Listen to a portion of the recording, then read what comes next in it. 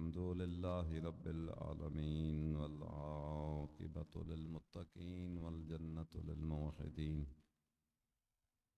नारु लिल मुल्हिदीन वस्सलातु वस्सलामु अला अशरफिल अंबिया'i वल मुरसलीन सय्यिदिन नबिय्यीन व खातमिल मुरसलीन व रसूल इलाहिल आलमीन रसूलना व रसूलिल मुसद्दद वल मुस्तफ़ल अमजद अल महमूदिल अहमद वल अब्दिल मुअय्यद व जद्दिल हसनैन अबिल कासिम मुहम्मद व अला अहले बैत तय्यबीन ताहिरीन अल मासूमीन अल गुर्रिल मयामीन शुरफा अल्लज़ीना अज़हबल्लाहु अन्हुम रिज्सा व तहरहुम तत्हीरा।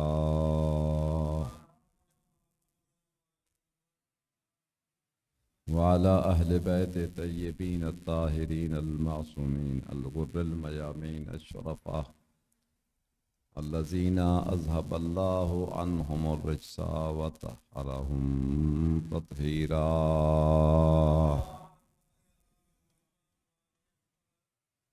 लअनतुल्लाहि दाइमतु अला अअदाइ मजमईन मिन यौमिना हाज़ा इला यौमिद्दीन।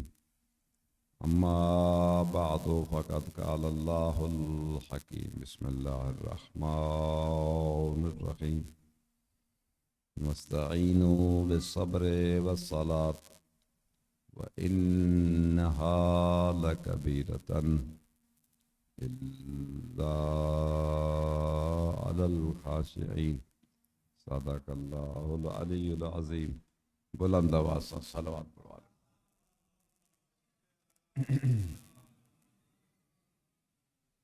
अशरे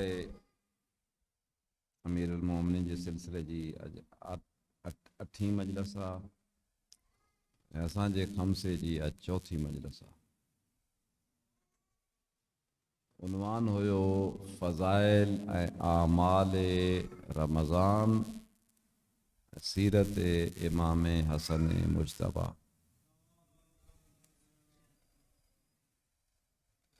सीरत इमाम हसन मुजतबा ते बरातूं मुसलसल ख़िताब हलियो। पहिरीं रात जीअं त शहादत मक़ाम मुअज़्ज़म रहबरी सैयद अली खामनाई जे सिलसिले जी मजलिस थी। अॼु मां चवां थो त जेको उनवान रखियो वियो आहे, अॼु उन उनवान ते कुझु देरि ऐं वरी अगरि टाइम मिलियो त कुझु मुख़्तियार जे बारे में अव्हांजी ख़िदमत में अर्ज़ु कंदासीं। क़ुरान करीम फ़ुरक़ान हमीद सूरह मुबारक बक़रा जंहिंजी आयत पढ़ी आहे 264। इन आयत में अल्लाह ताला असांखे हिकिड़ो मशवरो ॾिए थो। मशवरो कहिड़ो आहे? इरशाद आहे वस्तईनू बिस्सब्रि वस्सलात। मदद वठो सबर खां ऐं निमाज़ खां। व इन्नहा लकबीरतन, अगरचे सबर करणु ॾुखियो आहे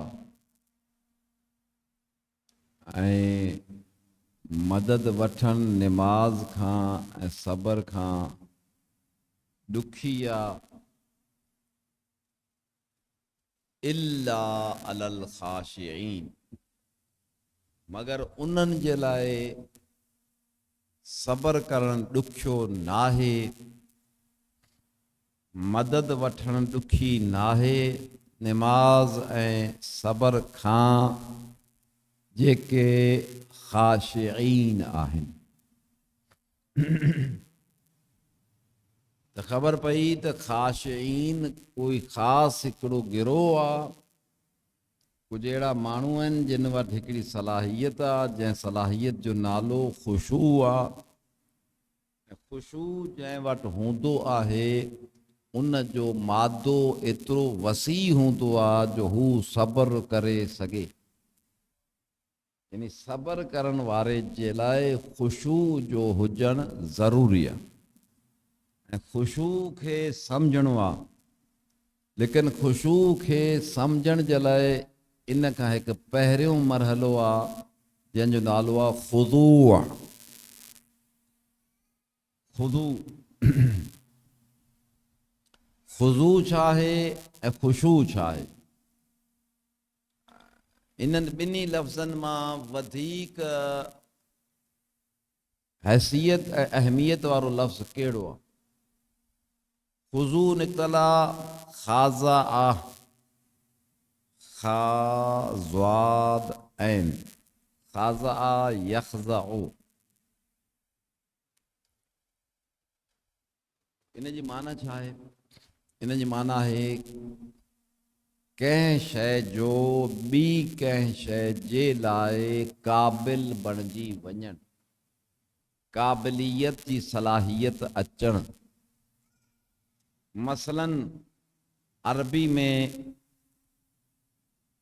मिसाल ॾींदा आहिनि इस्तदमा अशख्स वंजरहा व ख़ज़अ लिल अमलिया। हिकिड़े माण्हू जो हादसो थी पियो ऐं उन हादसे में हू ज़ख़्मी थी पियो ऐं ज़ख़्मी थियण खां पोइ हुनखे ज़रूरत हुई ऑपरेशन जी, त उन जो ऑपरेशन थी वियो। हाणे ऑपरेशन जी हुनखे ज़रूरत हुई, उहो ऑपरेशन जे लाइक़ु हुयो। इन जे लाइ हिन पूरे जुमिले में कहिड़ो लफ़्ज़ आहे? इन जे लाइ लफ़्ज़ आहे ख़ाज़ा आ। ख़ाज़ा आ यानी क़ाबिल आहे, यानी ही इन लाइक़ु थी पियो त हिन जो ऑपरेशन थिए। यानी ऑपरेशन थियण जे लाइ बि इंसान जो ज़ख़्मी हुजणु ज़रूरी आहे। ज़ख़्मी हूंदो त तॾहिं क़ाबिल हूंदो इन जे जो उन जो ऑपरेशन थिए। अच्छा, ही आहे ख़ुज़ू। वरी हिकु मक़ाम ते वालिदैन जी एहतराम वारी आयत में इरशाद आहे वख़्फ़िज़ लहुमा जनाह ज़ुल्ले मिनर रहमा।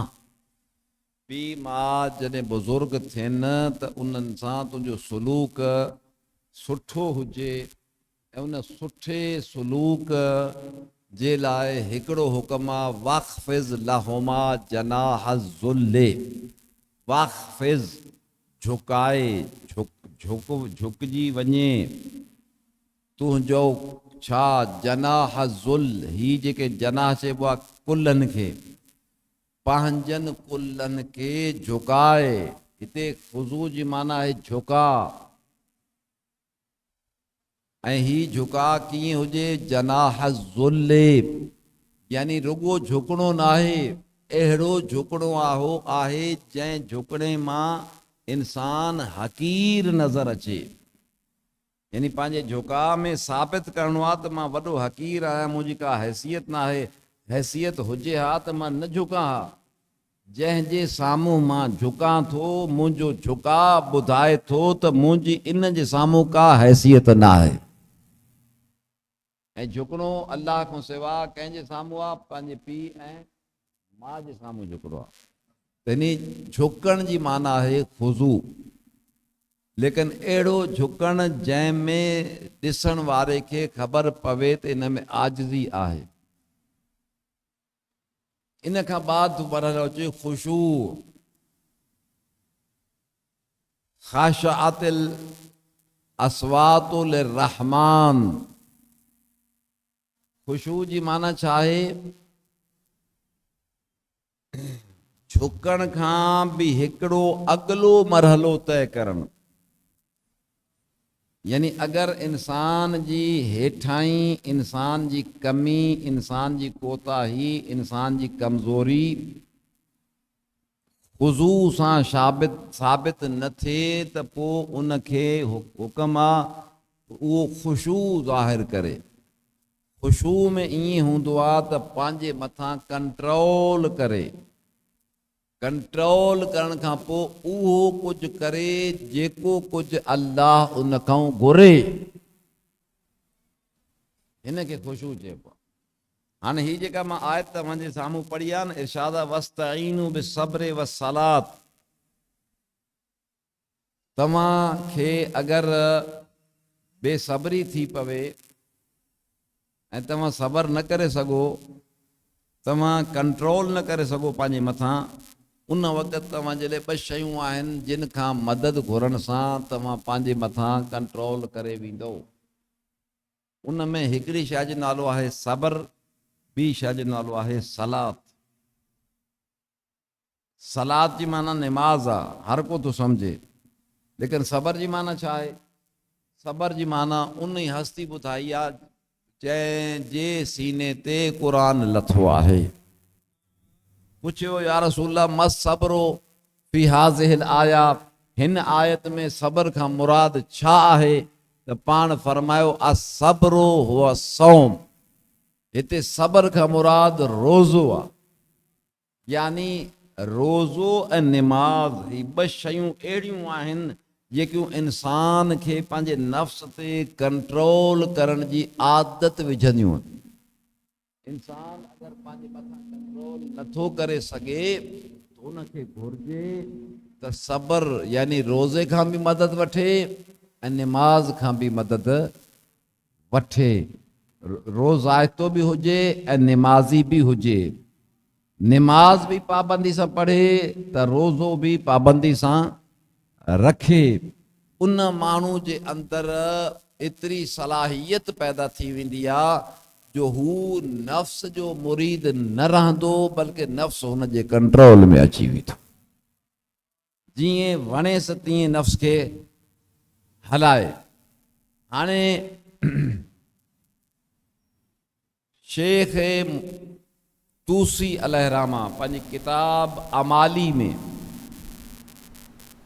मेराज जे वाक़ियात मां हिकिड़ो वाक़ियो लिखियो आहे त सरवर कौनैन मेराज ते मुख़्तलिफ़ आसमाननि ते सैर कंदे कंदे हिकिड़े आसमान ते विया आहिनि न, त जन्नत जा महलात रसूलुल्लाह खे ॾेखारिया विया। अल्लाह मोहम्मद व आले मोहम्मद। हाणे हर महल अजब रंग जो महल, ही महल कंहिंजो आहे? ही शहीद जो आहे। ही महल कंहिंजो आहे? सिद्दीक़ जो आहे। ही महल कंहिंजो आहे? सालिहीन जो आहे। यानी हर हिकु गिरोह जे लाइ महलात जा नक्शा, उन में तज़ईन व आराइश यानी अहिड़ी हूंदी हुई जो हिकिड़ो महल ॾिसण खां पोइ ॿियो विसरी वेंदो। एतिरा शानदार ऐं आलीशान महलात आहे। उन्हनि महलनि में घुमंदे घुमंदे रसूलुल्लाह जी नज़र हिकिड़े अहिड़े महल ते पई जेको महल उन जे अंदरि जेको कुझु हुयो उहो एतिरो रोशन हुयो। उन महल जा दर दरियूं भितूं खिड़कियूं सभु शीशे जूं ठहियल हुयूं। यानी हू महल अंदरूं बि नज़र अचे पियो, ॿाहिरि बीठल खे त अंदरि इन जे छा आहे। ऐं इन जहिड़ो महल ॿियो जन्नत जो को महल न हुयो। त या रसूलल्लाह पुछियो जिब्राइल खां, जिब्राइल मां घणा महल ॾिठा आहिनि, लेकिन हिन महल जहिड़ो मां को महल न ॾिठो आहे, बंगलो न ॾिठो आहे। ही कंहिंजो आहे? इन में कहिड़े क़िस्म जा माण्हू रहंदा? उन वक़्तु जिब्राइल चयो त अल्लाह जा दरूद व सलाम हुजनि तव्हां ते। ख़ालिक़ काइनात इरशाद फरमाए थो, ही महल तव्हांजी उम्मत मां उन्हनि अशख़ासनि खे मिलंदो जिन जे अंदरि 4 सुठियूं आदतूं हूंदियूं। 4 सुठियूं आदतूं हूंदियूं। हज़ूर पुछो उहे आदतूं कहिड़ियूं हूंदियूं? पाण फरमायो सभ खां पहिरीं आदत इताबतुल कलाम। जॾहिं गुफ़्तगू करे त उन जी ज़बान मां जेके जुमिला निकिरनि उहे जुमिला पाक ऐं पाकीज़ा हुजनि। बुरे मौज़ू ते न ॻाल्हाए, उन जी ज़बान मां बुराई न निकिरे, बाद शाद न निकिरे, अख़लाक खां किरियल गुफ़्तगू न करे, बल्कि जेका बि गुफ़्तगू करे इताबा। कल तव्हां जेका गुज़िरियल 2 ॾींहंनि जूं मजलिसूं न, उन में जेका आयत मां मौजू करार ॾिनी। उन में ज़रब अल्लाहु मसलन कलिमतन तय्यबतन। हाँ, कलिमा तय्यबा जी सम्झाणी तव्हांखे मिली चुकी आहे। तय्यबा जी माना है पाक। तय्यबा जी माना है पाक। हिते भी हदीस में लफ़्ज़ आहे इताबतुल कलाम। जंहिं इंसान जो कलाम पाक हुजे, इहो पाक कलाम, कलाम पाक हुजे। पहिरीं सिफ़त इदामत सियाम, पाबंदी सां रोज़ा रखंदो हुजे। इताम ताम, पाण खां अलावा ॿियनि खे बि खाधो खाराईंदो हुजे। टे सिफ़तूं। चौथी सिफ़त व तहज्जुदो वन्नासो बिल्लैल नियाम। रात जे उन पहर में तहज्जुद जी निमाज़ पढ़े जंहिं वक़्तु ॿिया माण्हू निंड पिया हुजनि। हाणे चार ख़ूबियूं जंहिं तव्हांजे उम्मती में हूंदियूं, ही जन्नत जो महल उन जी मिल्कियत हूंदो। पाकीज़ा गुफ़्तगू, पाबंदी सां रोज़ा रखणु, ॿियनि खे खाधो खाराइणु, अधु राति जो जंहिं महिल सभु सुम्हिया पिया हुजनि तहज्जुद जी निमाज़ पढ़णु। अल्लाहुम्मा सल्लि अला मुहम्मद व आले मुहम्मद। उन मजमे में अमीरुल मोमिनीन भी मौजूद है। हाँ, ही जुमला जॾहिं अदा थी विया तो अमीरुल मोमिनीन पुछो या रसूल अल्लाह माज़ा यफ़अलुल मर हत्ता यकूनो कलामुहु तय्यबा। या रसूल अल्लाह, ही जो तव्हां फरमायो इताबतुल कलाम, जिब्राइल जी गुफ्तगू ॿुधाई अथव अल्लाह जे हवाले सां, त इंसान छा करे जो उन जी ज़बान पाकीज़ा रहे, उन जी ज़बान में पाकीज़ा जुमला अदा थियनि। पाक रसूल फरमाए अहिड़े इंसान खे तस्बीह सिखणु खपे त कसरत सां अल्लाह जी तस्बीह उन जी ज़बान ते जारी रहे। जंहिंजी ज़बान ते कसरत सां अल्लाह जी तस्बीह जारी रहंदी आहे, उन जी ज़बान पाक हूंदी आहे। ऐं उन पाक ज़बान मां जेके जुमला निकिरंदा आहिनि उहे जुमला बि पाक हूंदा आहिनि। उते वरी मौला पुछो या रसूल अल्लाह उहा कहिड़ी तस्बीह आहे, तस्बीह पढ़ण जो तरीक़ो छा आहे, उन तस्बीह में छा पढ़णो आहे? त रसूल फरमाए अन यकूला सुबहान अल्लाह वल्हम्दु लिल्लाह वला इलाहा इल्लल्लाहु वल्लाहु अकबर। ही पढ़े, जेको माण्हू कसरत सां ही तस्बीह पढ़े थो उन इंसान जी ज़बान कॾहिं पलीत थींदी न। ज़बान पाक हूंदी त उन पाक ज़बान मां जेको जुमिलो निकिरंदो उहो हमेशह पाक निकिरंदो। तव्हां थोरो गौर कयो न हिन तस्बीह ते। इन में हिकु तस्बीह आहे पर इन जे अंदरि चार तस्बीहूं आहिनि, चार क़िस्म जूं तारीफ़ूं आहिनि अल्लाह जूं। सुबहान अल्लाह हिकिड़ी तारीफ़, वल्हम्दुलिल्लाह ॿी तारीफ़, वला इलाहा इल्लल्लाह टीं तारीफ़, वल्लाहु अकबर चौथी तारीफ़। ऐं इन्हनि में हर तारीफ़ अहिड़ी आहे जेका बेनज़ीर आहे, यानी बेमसलो बेमिसाल आहे। इमाम जाफ़र सादिक़ अलैहिस्सलातु वस्सलाम हिकिड़ी हदीस में इरशाद फरमाइनि था, मूंखे ताज्जुब आहे उन इंसान ते जंहिं वटि पंहिंजी परेशानी जो हाल बि मौजूदु आहे, वरी बि पंहिंजी परेशानी जी दाह थो करे। पुछियो वियो मौला परेशानी जो हाल कहिड़ो आहे? परेशानी तो माण्हुनि खे घणियूं हूंदियूं आहिनि, तव्हां के परेशानियुनि जो हाल छा था ॿुधायो? पाण फरमायो जंहिं शख़्स खे तस्बीहात अरबा ईंदी आहे ऐं हू उन तस्बीहात अरबा मां कमु न वठे ऐं वरी परेशानियुनि मां गुज़रे त हू पंहिंजे मथां पाण मलामत करे, कंहिं ॿिए खे दाह न ॾिए। छाजे करे त जेको सुबहान अल्लाह वल्हम्दुलिल्लाह वला इलाहा इल्लल्लाहु वल्लाहु अकबर जहिड़ी तस्बीह पढ़ंदो आहे त तो उन जी हर परेशानी दूर थी वेंदी। हर परेशानी जो इलाज इन तस्बीहात अरबा में आहे। अल्लाहुम्मा सल्ली अला। असांजे मज़हब में, शिया मज़हब में नमाज पढ़ण जो तरीक़ो जंहिं नमाज में 3 रकातूं हूंदियूं आहिनि या 4 रकातूं हूंदियूं आहिनि, हुक्म आहे 3 ऐं 4थी रकात में तव्हांखे इख्तियार आहे त 3 रकात में या 4थी रकात में सूरत अल हमद पढ़ो सॼी, बस इहा हिकिड़ी सूरत काफ़ी आहे, या वरी तस्बीहात अरबा पढ़ो, सुभान अल्लाह वल्हम्दुलिल्लाह वला इलाहा इल्लल्लाह वल्लाहु अकबर।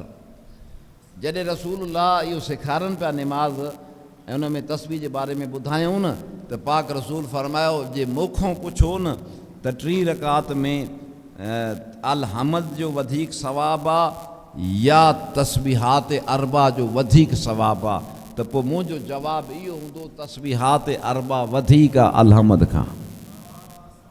हाणे अल हमद जे बारे में तव्हां न ॿुधो आहे? मौला काइनात अली इब्न अबी तालिब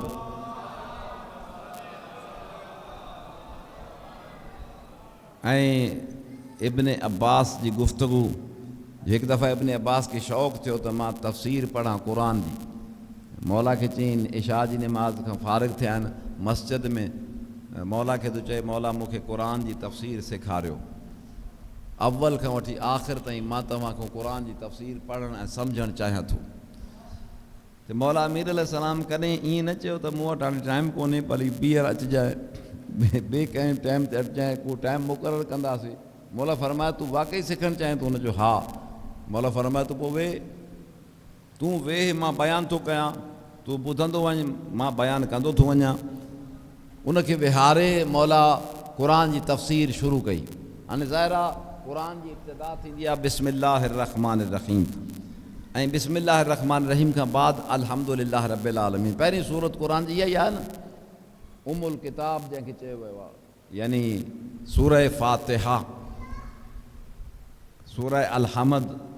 ऐं क़ुरान में हिन जो हिकिड़ो नालो आहे सब अन मिनल मसानी, अहिड़ी सूरत जंहिंमें 7 आयतूं आहिनि। ऐं जॾहिं बि ही पढ़िजे कंहिं बि नमाज़ में 4 रकात वारी नमाज़ में 2 रकात वारी नमाज़ में, त उन में ही 2 दफ़ा पढ़बी आहे। पहिरीं रकात में बि पढ़बी आहे त ॿी रकात में बि पढ़बी आहे। नमाज़ जूं रकातूं भली केतिरियूं हुजनि, पहिरीं रकात में पढ़णु मस्ट आहे, ॿी रकात में पढ़णु बि मस्ट आहे। अगरि कोई चवे त मां ही सूरत छॾे ॾियां, ॿी का सूरत पढ़ां, त रसूल फरमाइनि त ला सलाता इल्ला बिफ़ातिहतिल किताब, जेको माण्हू पंहिंजी नमाज़ में ही सूरत नथो पढ़े उन नमाज़ क़बूल ई न आहे, उन नमाज़ रद्द थी वेंदी। हाणे इहा जॾहिं तफ़सीर मौला बयानु करणु शुरू कई न, त तफ़सीर जी शुरूआत बिस्मिल्लाहिर रहमानिर रहीम खां कई। बिस्मिल्लाह जी बा जी शुरू कई, वरी सीन जी, वरी इसम जी, वरी अल्लाह जी, वरी रहमान जी, वरी रहीम जी। हाणे तफ़सीर मौला बयानु पिया कंदा वञनि, अब्दुल्ला इब्न अब्बास ॿुधंदो पियो वञे, राति गुज़रंदी पई वञे। एतिरे क़दुरु जो सुबुह जी आज़ान जो टाइम थी वियो, त उते मौला फरमायो अब्दुल्ला हाणे रोकिजी, हिते रोकियूं था, अॻु में नमाज़ पढ़ूं था, नमाज़ खां बाद वरी टाइम मिलियो त वरी तफ़सीर पढ़णु शुरू कंदासीं। राति गुज़री वई, लेकिन बिस्मिल्लाहिर रहमानिर रहीम जी तफ़सीर पूरी न थी। हुते अब्दुल्ला इब्न अब्बास हैरान थी चवे थो मौला ये हिकिड़ी राति में बिस्मिल्लाह जी तारीफ़ ख़तमु न थी आहे, त क़ुरान में त 6666 आयतूं आहिनि। हाणे हिकिड़ी हिकिड़ी आयत जे लाइ मूंखे हिकिड़ी हिकिड़ी राति गुज़ारणी पवंदी। मौला फरमाए तूं घटि थो सम्झी, तूं अञा ॿिए क़ुरान खे छॾ, तूं मूंखां बिस्मिल्लाह जे बारे में पुछ।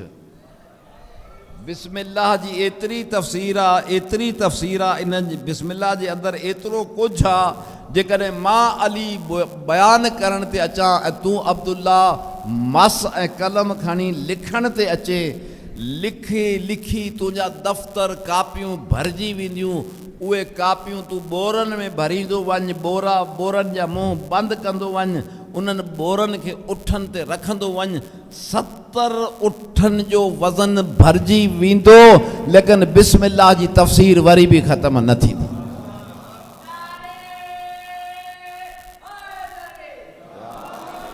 अञा आयो आहे अल्लाहुम्मा सल्ली अला, अञा आयो आहे पूरो क़ुरान सम्झणु ऐं पूरे क़ुरान जी तफ़सीर जे जिगर अथई, जे हयाती अथई, जे टाइम अथई त तूं ॿुध सम्झ लिख ऐं मां अली बयानु कयां। हिते अब्दुल्ला जीअं मोमिन जेको आहे न, अधु मुने कलाक खां वधीक मजलिस थींदी आहे, हुते वाचूं ॾिसंदा आहिनि ऐं पासा वराईंदा आहिनि, उबासियूं अचणु शुरू थी वेंदियूं आहिनि। ईअं अब्दुल्ला बि चयो मौला हे हेॾी सारी राति वेठा आहियूं, अञा जेकॾहिं त बिस्मिल्लाह जी तफ़सीर ई ख़तमु न थी आहे, तव्हां त अलाए छा चई छॾियो आहे, मूं जहिड़े माण्हू जे वस खां त ॻाल्हि चढ़ियल आहे, मां त बिस्मिल्लाह कोन सम्झी सघंदुसि। मौला फरमाए हा हीअ आहे बिस्मिल्लाह जो तूल, हीअ तवील तफ़सीर आहे।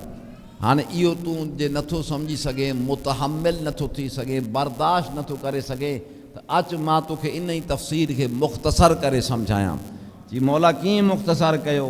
मौला फरमाए तूं एतिरो सम्झी छॾ त बिस्मिल्लाह जे अंदरि एॾो वॾो ख़ज़ानो आहे, एॾो वॾो ख़ज़ानो आहे जेॾो पूरे क़ुरान में आहे। यानी पूरे क़ुरान में जेतिरो बि इल्मु आहे, इल्म जो ख़ज़ानो जेतिरो बि आहे पूरे क़ुरान में, उहो समूरे जो समूरो अगरि गॾु कजे त अल्हम्दुलिल्लाह रब्बिल आलमीन वारी सूरत जे अंदरि जमा थी थो वञे। यानी पूरो क़ुरान अल्हम्दुलिल्लाह जे अंदरि अची थो वञे। ऐं पर अञा जेकॾहिं मुख़्तसर क़ुरान खे ॾिसणु चाहें त पूरो जेको कुझु अल्हम्दुलिल्लाह में पूरो क़ुरान आहे, अगरि उहो पूरो क़ुरान मुख़्तसर कजे त उहो पूरो क़ुरान बिस्मिल्लाहिर रहमानिर रहीम जे विच में अची थो वञे। अब्दुल्ला हैरान थी थो पए, मौला किथे बिस्मिल्लाह, किथे सॼो क़ुरान, क़ुरान बिस्मिल्लाह में कीअं ईंदो? मौला फरमाए अञा इन ते हैरान न थी, मां अली खे अञा ॿियो बि रस्तो आहे, मूंखे अञा मुंहिंजे इल्म में ॿियो कुझु बि आहे। मौला ॿियो छा आहे? मौला फरमाया बिस्मिल्लाहिर रहमानिर रहीम बि हिकिड़ी वॾी आयत आहे, जेको कुझु सॼी बिस्मिल्लाह जे अंदरि आहे न, इनखे अञा अगरि सिर्फ़ु मुख़्तसर कजे त फ़क़ति बिस्मिल्लाह जे अंदरि पूरो क़ुरान अची वञो। असां वटि सिंध में जिते सुठियूं आदतूं आहिनि, उन में हिकिड़ी आदत बिस्मिल्लाह बि आहे। या या न असां कंहिंजी का सुठी ॻाल्हि लॻंदी आहे त छा चवंदा आहियूं? बिस्मिल्लाह। जेकॾहिं इहो बिस्मिल्लाह चवणु भेरी तव्हां एतिरो चई छॾियो त मां क़ुरान जो ख़त्मो थो कढां, हा ऐं क़ुरान जो ख़त्मो थो कढां, त हिकु दफ़ा बिस्मिल्लाह चवण सां ईअं सम्झो तव्हां पूरो क़ुरान पढ़ी छॾियो। इते जॾहिं मौला ही जुमिलो चयो न त अब्दुल्ला हैरान थी चयो, मौला बिस्मिल्लाह, बिस्मिल्लाह में पूरो क़ुरान। मौला फरमाए हैरान न थी, अञा मुख़्तसर कयां? जी हा। मौला फरमाए बिस्मिल्लाह जेका बे आहे न, इन बे में पूरो क़ुरान थी। जी मौला बिस्मिल्लाह जी बे में क़ुरान आहे? मौला फरमाए अञा हैरान थो थिए त अच ॿुधाई, जेका बिस्मिल्लाह जी बे आहे न, बे बि अञा वॾी आहे, उन जे हेठि जेको नुक़्तो आहे, जेको टुबको आहे बिस्मिल्लाह जे हेठि, इन जे अंदरि पूरो क़ुरान आहे।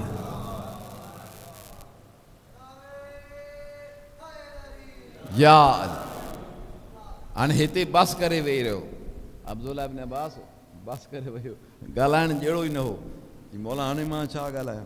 मौला फरमाए न अञा पुछ, मूंखां इहो पुछ त इहो जेको क़ुरान वारो नुक़्तो आहे बिस्मिल्लाह जे हेठि, बे जे हेठि जेको नुक़्तो आहे, इहो आहे छा? जी मौला इहो छा आहे? त मौला पंहिंजे सीने ॾे इशारो करे फरमायो अन नुक़्ततु तहतल बा, उन बे वारो नुक़्तो मां अली आहियां।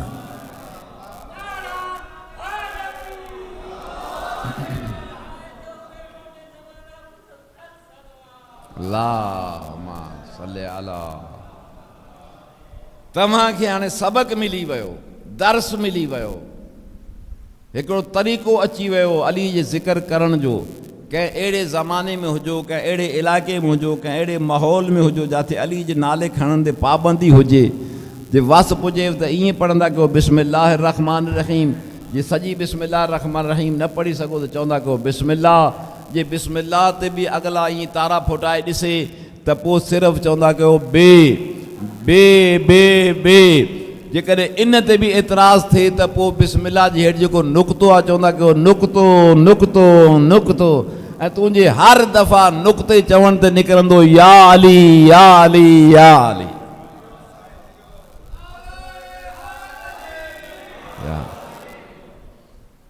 त असां वटि ज़िक्र अली करण जा तरीक़ा आहिनि। जॾहिं खां इन्हनि यारनि खे ख़बर पई त बिस्मिल्लाह में अली आहे, बे में अली आहे, उन ॾींहं खां क़ुर मूं बिस्मिल्लाह पढ़णी छॾी। हाणे मौसम आहे न क़ुर ॿुधण जो, क़ुर पढ़ण जो। हा वञो मस्जिदनि में वञी ॾिसो मुलनि खे तरावियूं पढ़ाईंदे, अंदरि न बि वञो लाउडनि ते था पढ़नि। कंहिं मुले खे बिस्मिल्लाह पढ़ंदे ॿुधो हुजेव ईअं सूरत शुरू थी थिए त रुखी शुरू था कनि सूरत बग़ैर बिस्मिल्लाह जे। छो इन्हनि खे ख़बर आहे जेतिरा दफ़ा बिस्मिल्लाह पढ़ंदासीं ओतिरा दफ़ा अली जो ज़िक्र थींदो। अली जो ज़िक्र असांखे करिणो ई न आहे। अलाह चयो ठीकु आहे बीहो बीहो, मां अलाह तव्हांखे अञा टोड़ो तव्हांजी गिचीअ में विझां थो।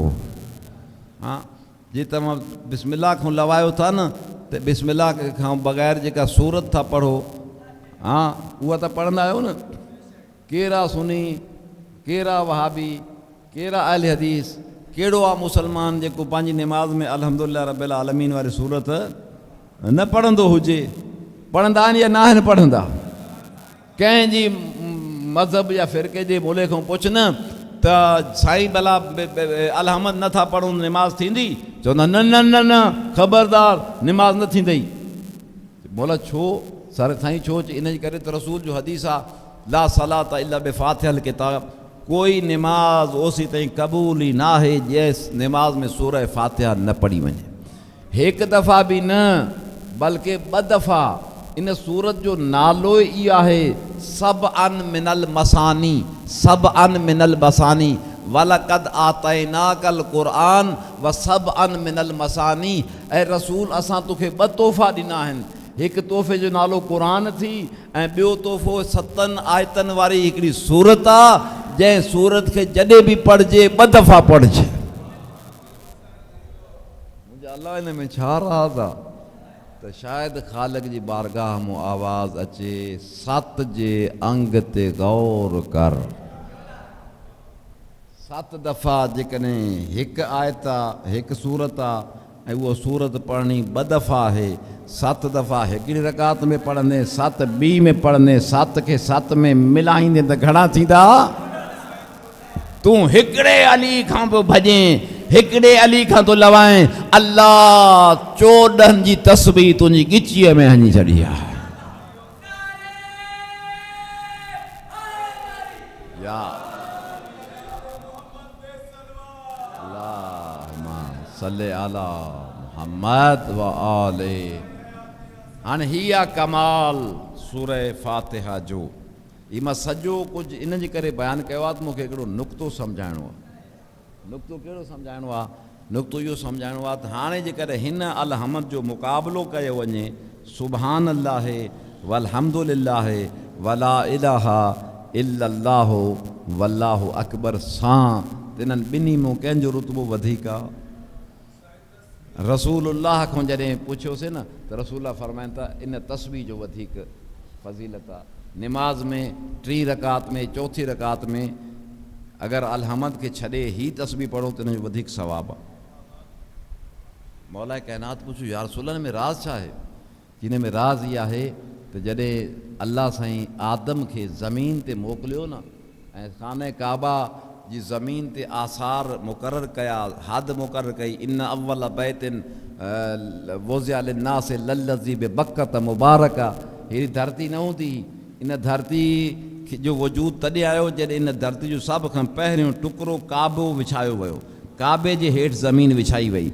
इन काबे वारी ज़मीन जेको आहे हिन ज़मीन जो सभ खां पहिरियों टुकड़ो आहे ऐं पोइ उन काबे जी एक्सटेंशन थी जंहिंमां सॼी काइनात जूं ज़मीनूं ठहियूं आहिनि। इन जे करे काबे वारी सरज़मीन खे चइबो आहे उम्मुल कुरा, मदर ऑफ द लैंड। काइनात में जेतिरी बि ज़मीनूं आहिनि उन्हनि ज़मीननि जी माउ काबे जी ज़मीन आहे। त इन काबे जी मंज़िल छा हूंदी? जॾहिं हज़रत आदम अलैहिस्सलाम ज़मीन ते लथा आहिनि त हिजर असवद जेको आहे हज़रत आदम आसमान तो खणी आया, हीउ पत्थर आसमान तो खणी आया। ओड़ी महिल जेको आहे हिकिड़ो यानी सफ़ेद रंग जो पत्थर हुयो, एतिरो सफ़ेद हूंदो जो राति जे वक़्तु जॾहिं ऊंधे थींदी न त हज़रत आदम इन खे कोले ते खणंदा हुआ त इहो चौधारी रोशनी थी वेंदी, इहो रोशन थी वेंदो। पोइ जॾहिं खाने काबा में हुकुम थियो हिनखे नसब करण जो त उन खां पोइ अल्लाह साईं हज़रत आदम खे सेखारियो त हीउ काबो मां ठाहियो आहे तवाफ़ जे लाइ, तूं बि तवाफ़ कर ऐं आसमान तो मां फ़रिश्ता थो मोकिलियां, जिब्राईल अमीन, मिकाईल, इज़राईल, इसराफ़ील, हज़ारे मलाइक ईंदा, सफ़नि जूं सफ़ूं ॿधी हिन काबे जो तवाफ़ कंदा। जॾहिं तवाफ़ शुरू थियण वारो हुयो त आदम अलैहिस्सलाम पुछियो, मुंहिंजा अल्लाह तवाफ़ जो कयूं था त इन तवाफ़ में असां छा पढ़ूं? उन वक़्तु ख़ालिक जो आवाज़ आयो, इन तवाफ़ जे हर चकर में पढ़ो सुभान अल्लाह वल्हम्दुलिल्लाह वला इलाहा इल्लल्लाह वल्लाहु अकबर। वरी इन काबे खे जॾहिं हज़रत इब्राहीम अलैहिस्सलाम जे ज़माने में तामीर जो हुकुम थियो, वइज़ यरफ़अ इब्राहीम अल क़वाइद मिनल बैत व इस्माईल, हाँ जॾहिं इब्राहीम और इस्माईल खाने काबा जूं दीवारूं बुलंद पिया कनि त उन वक़्तु छा थियो? रसूलुल्लाह फरमाइनि था उन वक़्तु अल्लाह इब्राहीम खे बि हुकुम कयो, इस्माईल खे बि हुकुम कयो, ऐं इब्राहीम ऐं इस्माईल हिकु हिकु पत्थर जेको काबे जी दीवार ते हणंदा था वञो न, हर पत्थर ते तव्हां ॿई पीउ पुट हिकु हिकु दफ़ा पढ़ो सुभान अल्लाह वल्हम्दुलिल्लाह वला इलाहा इल्लल्लाहु वल्लाहु अकबर। यानी काबे जी बुनियाद सुभान अल्लाह वल्हम्दुलिल्लाह वला इलाहा इल्लल्लाहु वल्लाहु अकबर जे। वरी रसूल कौनैन अली खे था फरमाइनि, ऐं अली अगर तूं हर निमाज़ खां बाद निमाज़ खां जॾहिं फ़ारिग़ थिए तस्बीह जॾहिं पढ़ी वठे, हीअ जेका तस्बीह जनाब सैयदा वारी आहे, इन तस्बीह खां फ़ारिग़ थिए न त 30 दफ़ा सुभान अल्लाह वल्हम्दुलिल्लाह वला इलाहा इल्लल्लाहु वल्लाहु अकबर पढ़ंदो कर, तुंहिंजे मसाइल जो हल इन तस्बीह में निकिरी ईंदो। त 4 जुमला हा जन्नतिन जे लाइ, जेके जन्नत में जिन जो शीश महल आहे, इन नालो आहे शीश महल, यानी शीशे जो ठहियलु महल जंहिंमें अंदरि ॿाहिरि शीशा लॻल आहिनि। हाँ इहो महल कंहिंखे मिलंदो जंहिंमें 4 ख़ूबियूं हूंदियूं। पहिरीं ख़ूबी कहिड़ी? त इताबतुल कलाम, कलाम पाक हुजे। हाँ हाणे कलाम पाक कीअं थींदी आहे उहो तरीक़ो तव्हां सम्झी विया। इन खां पोइ इदामतुस्सियाम, इदामतुस्सियाम रोज़ा रखे, पर ईअं न त हिकड़ ॿेकड़ रखे वरी 10 रोज़नि जी घुत हणी वञे, ईअं न। इरशाद आहे इदामतुस्सियाम, रोज़ा रखे ऐं पाबंदी सां रखे, रोज़ा रखे पाबंदी सां रखे। जेतिरा रोज़ा साल में हूंदा आहिनि उहो समूरा रखे। का मजबूरी आहे त उहा ॿी शइ आहे, मजबूरी खां अलावा बग़ैर कंहिं मजबूरी जे रोज़ो छॾे नथो सघे। अच्छा,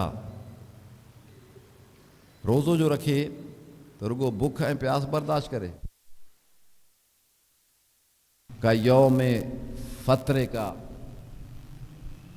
तुंहिंजी ज़िंदगी में ॿ ॾींहं ईंदा आहिनि न, 2 ज़माना ईंदा आहिनि। हिकिड़ो ज़मानो हूंदो आहे जॾहिं तूं रोज़ो रखंदो आहे, ॿियो ज़मानो हूंदो आहे जॾहिं तूं रोज़े सां न हूंदो आहे।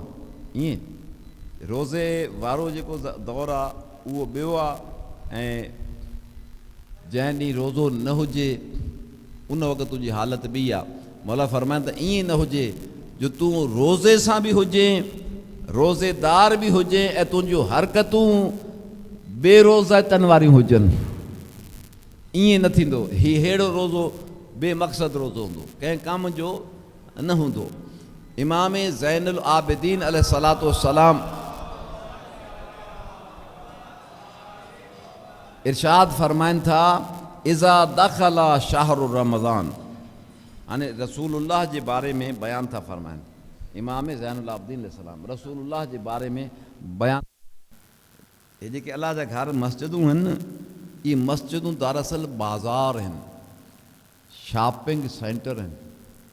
जीअं तव्हां बाज़ार में वञी पंहिंजी ज़रूरत जो सामान ख़रीद कंदा आहियो ऐं ख़र्च कंदा आहियो पंहिंजे मथां, त हीअ सभु कुझु हितों जा बाज़ार हिन दुनिया जी ख़रीदारी जे लाइ।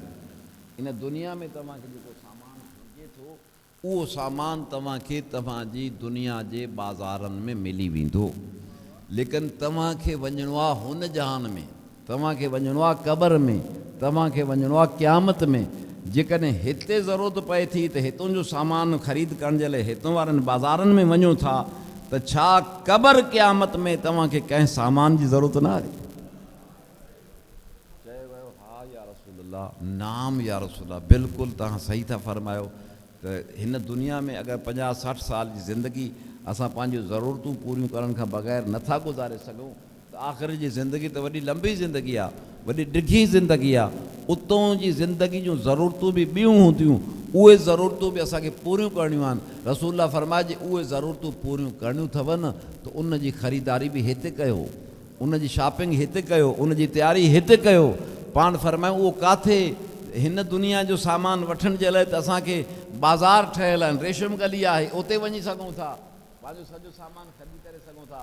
आख़िरत जो सामान कहिड़े बाज़ार में मिलंदो? त पाक रसूल फरमायो उन बाज़ार जो नालो मस्जिद आहे। इन्नल मस्जिदा सूकुन मिन अस्वाकिल आख़िरा, अल्लाह जो घर मस्जिद हिकु अहिड़े बाज़ार जो नालो आहे जिते आख़िरत जो सामान मिलंदो आहे, आख़िरत जो सामान मिलंदो आहे। ऐं अल्लाह जी कसम आहे, जेतिरो असरु इंसान जे दिलि ते मस्जिद जे वाज़ ऐं नसीहत सां थींदो आहे, तूं 100 किताब बि पढ़ी वेंदे न, उन अंदाज़ में तोखे मज़ो न ईंदो जीअं तोखे हिन स्टेज ते रसूलुल्लाह जे मिंबर तो हिदायत ॿुधण में लुत्फ़ बि ईंदो, मज़ो बि ईंदो ऐं असर बि थींदो। बुलंद आवाज़ सां सलवात पढ़ो आलिमा। बसि आख़िर में टाइम पूरो थी वियो आहे। हिकु या ॿ जुमिला जनाब अमीर मुख़्तियार जे बारे में। मुख़्तियार बिन अबी उबैदा अस-सकफ़ी, अबी उबैदा अबू उबैदा इन जे पीउ जो नालो हो, मुख़्तार इन जो पंहिंजो नालो हो, सकीफ़ कबीले सां इन जो वास्तो हुयो, इन जे करे इनखे सकफ़ी चवंदा आहिनि। हीउ ॼाओ आहे ताइफ़ जे शहर में, इन जो पीउ ताइफ़ में हूंदो।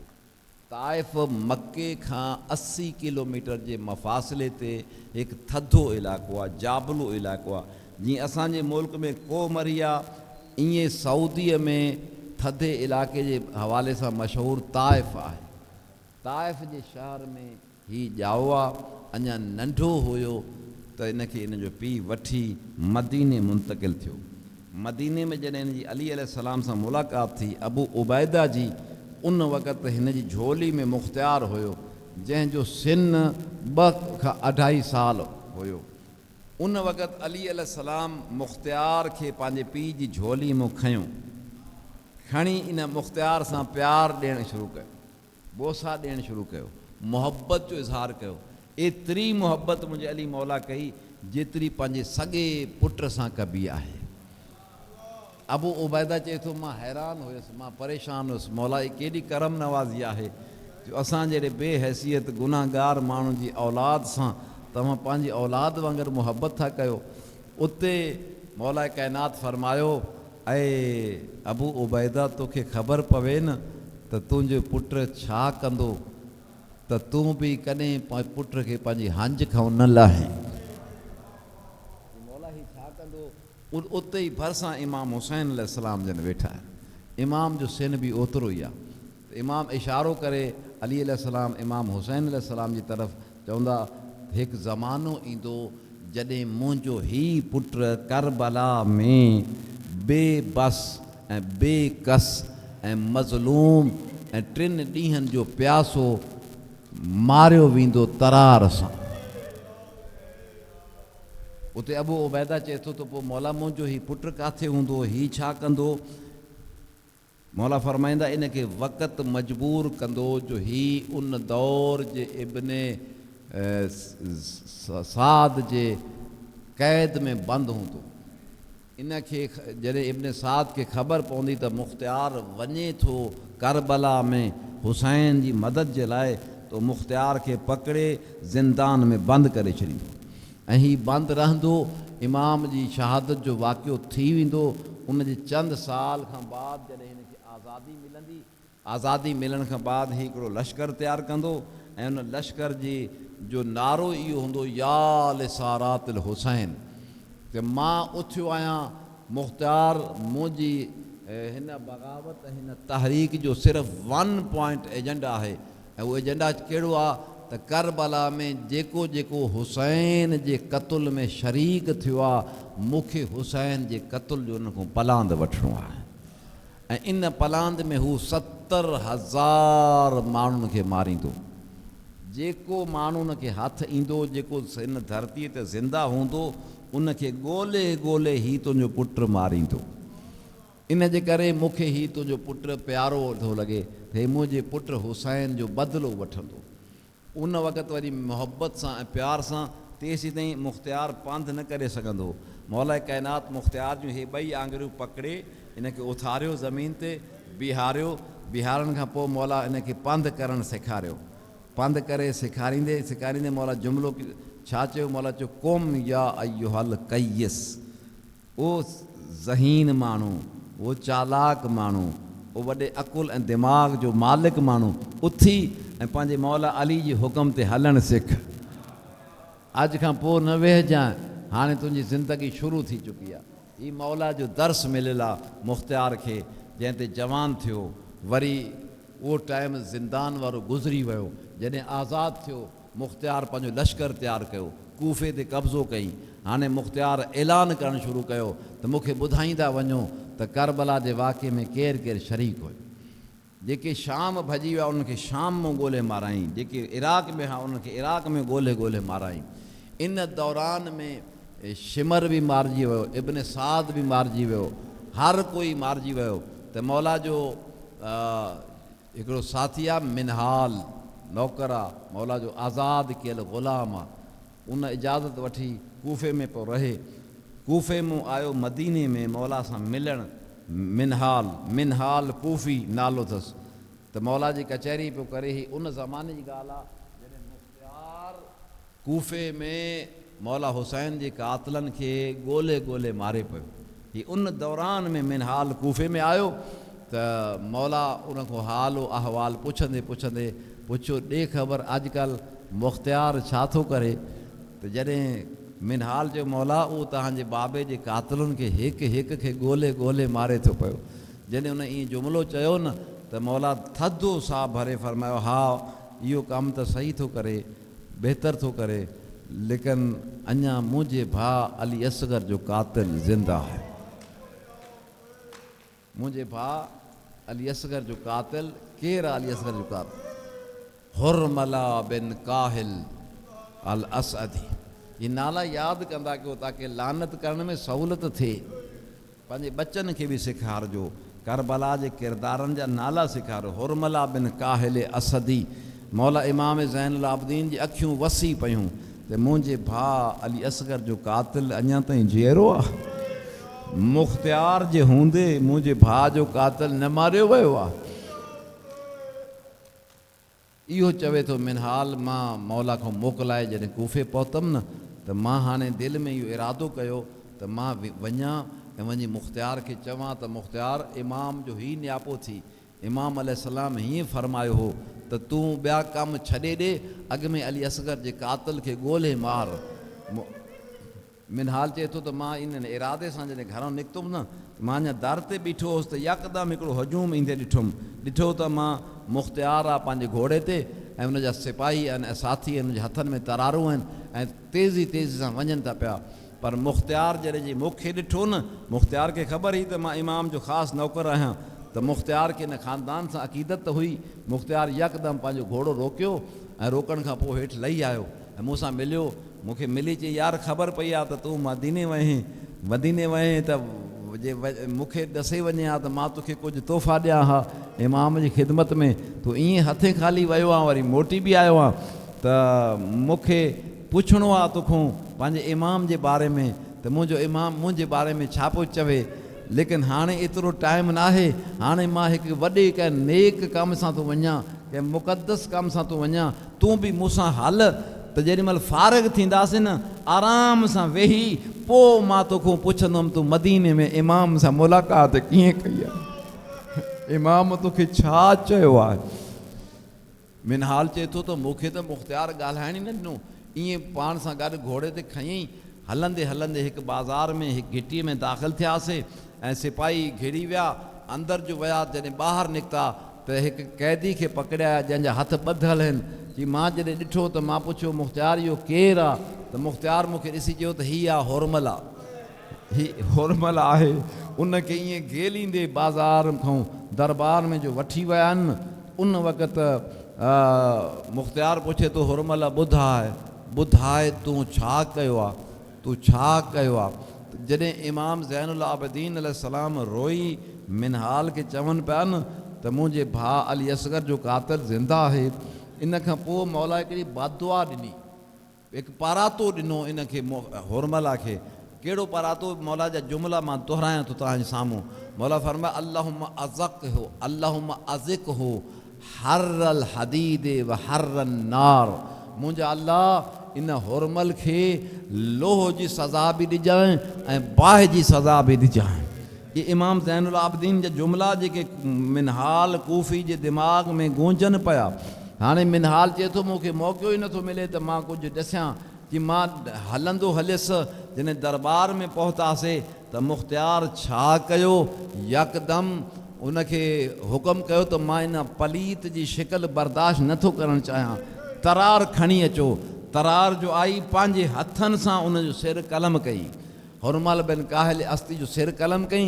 उन खां पोइ चई हाणे हिते बाहि जो वॾो अड़ाह ॿारायो वञे। बाहि जॾहिं तयारु थी वई त उनजी लाश खणी उन बाहि में उछलाईं। उहो जलंदो रहियो, ॾिसंदो रहियो जेसि ताईं ख़ाक न बणियो। मुख़्तियार पंहिंजे पेरनि ते बीठो रहियो। जॾहिं पेरनि ते बीठो रहियो न त हाणे मुख़्तियार जॾहिं पोइते मोटी मूॾे ॾिठो, चए थो त हिकु दफ़ा मुंहिंजी ज़बान मां लफ़्ज़ निकितो अल्लाहु अकबर। जॾहिं मां अल्लाहु अकबर चयो न, मुख़्तियार चयो बराबरि इन खां वॾी तकबीर त आहे ई कोन। बेशक अल्लाह खां वॾो को ॿियो को काइनात में कोन्हे का। लेकिन मिनहाल अल्लाहु अकबर कंहिं ख़ासि मौक़े ते चइबो आहे। तूं छा ॾिठो आहे जो अल्लाहु अकबर थो चवें, मूंखे ॿुधाए। मिनहाल चए थो त मां चयोमांसि जेको कुझु मां तोखे कंदे ॾिठो आहे न, मां इमाम जी ज़बानी इहो कुझु ॿुधी आयो आहियां। उन वक़्तु मिनहाल पूरो किस्सो बयानु कयो ऐं मिनहाल चयो त अञा ताईं मुंहिंजे भाउ अली असगर जो कातिल ज़िंदा आहे। अल्लाह उनखे लोह ऐं बाहि जो अज़ाब चखाए त ऐं मुख़्तियार तूं मूंखे ॾसण बि न ॾिनो, मुंहिंजे अखियुनि जे ॾिठे ॾिठे इहो सभु कुझु पूरो कयई। तंहिंजी माना त इमाम जी दुआ अॼु तुंहिंजे हथां पूरी थी। उन वक़्तु मुख़्तियार पंहिंजी कुर्सी तूं लथो आहे, हेठि ज़मीन ते अची सर सजदे में रखी घणी देरि ताईं रोईंदो रहियो। रोई रोई चए मुंहिंजा अल्लाह तुंहिंजो कहिड़े मुंहं सां मां शुक्रियो अदा कयां जो अॼु मूं जहिड़े गुनाहगार जे ज़रिए वक़्त जे इमाम जी दुआ खे पूरो थियण ॾिनो। वसयअलमु लज़ीन ज़लमू अय्या मुनक़लबिन यनक़लिबून बिस्मिकल अज़ीमिल आज़मल अजल्लिल अकरम। या अल्लाह या अल्लाह या अल्लाह या रहमान या रहीम या कार अता फरमा। सरकार सैयद आयतुल्लाह उज़्मा रहबर मुअज़्ज़म अली खामनाई जा दर्जात बुलंद फरमा। उन्हनि शोहदा जेके उन सां गॾु शहीद थिया आहिनि या जेके हाणे शहीद थी रहिया आहिनि ईरान में, मुंहिंजा मालिक इन्हनि सभिनी खे काफ़िला शोहदा करबला में शामिल फरमा ऐं इन्हनि जे कातिलनि खे नीस्तो नाबूद फरमा। इस्लामी जमहूरियत ईरान जी हिफ़ाज़त फरमा। इमाम जो जल ज़हूर फरमा। इमाम जी मार्फत जो शऊर अता फरमा। रब्बना ला तुज़िग़ क़ुलूबना बअद इज़ हदैतना व हब लना मिन लदुनका रहमा इन्नका अंतल वहाब बिजाहि मुहम्मद व आलिल अतार अल अबरार अल अख़यार। दुआन ए मजलिस की कबूलियत वास्ते मोहब्बत परी सलवात पढ़ो आले मोहम्मद ज़ा।